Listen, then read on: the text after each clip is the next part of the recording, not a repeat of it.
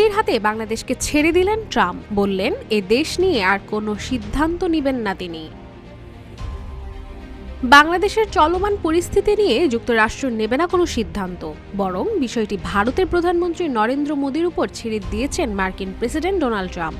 আর তার এই মন্তব্য আলোচনার ঝড় তুলেছে গোটা সামাজিক এবং সংবাদ মাধ্যমে। তবে ঘটনার আসল প্রেক্ষাপট যেন কিছুটা ভিন্ন।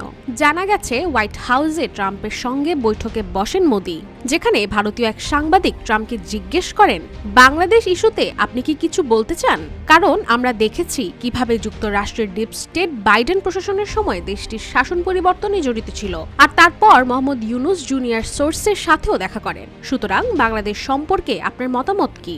আর এই জবাবে তখন মার্কিন রাষ্ট্রপতি ডোনাল্ড ট্রাম্প বলেন, না, আমাদের ডিপ স্টেটের এখানে কোনো ভূমিকা ছিল না। এরপর ভারতের প্রধানমন্ত্রীকে ইঙ্গিত করে তিনি আরো বলেন, প্রধানমন্ত্রী এই বিষয়টি নিয়ে বহু বছর ধরে কাজ করছেন, তাই বাংলাদেশের বিষয়টি আমি প্রধানমন্ত্রীর উপরই ছেড়ে দেব। কিন্তু আমেরিকান প্রেসিডেন্টের এই ইঙ্গিতে মোদি কোনো উত্তর না দিয়ে কথা বলতে শুরু করলেন ইউক্রেন প্রসঙ্গে। এমনটাই নিজ ফেসবুকে স্ট্যাটাস দিয়ে জানিয়েছেন আল জাজিরার এক অনুসন্ধানী সাংবাদিক ও মানবাধিকার কর্মী জুলকারনাইন সায়ের খান উর্ফে সামি।